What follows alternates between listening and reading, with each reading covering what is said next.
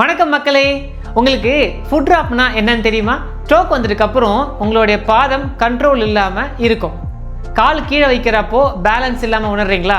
அப்படின்னா அதுக்கு பேர் தான் ஃபுட் ட்ராப்.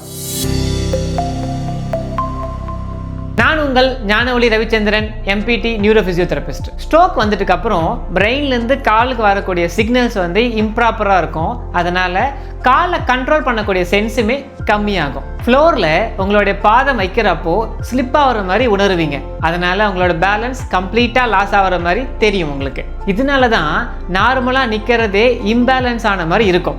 கவலைப்படாதீங்க, இதுக்கான சொல்யூஷன்ஸ் இருக்குது. Facilitation techniques, ankle dorsiflexion activation, foot on step training, gait training, ankle weight bearing activities, ankle foot orthosis அப்படின்னு சொல்லக்கூடிய AFO ஆர்த்தோசிஸ் யூஸ் பண்ணலாம். ஃபுட் ட்ராப் நிரந்தர ப்ராப்ளம் கிடையாதுங்க.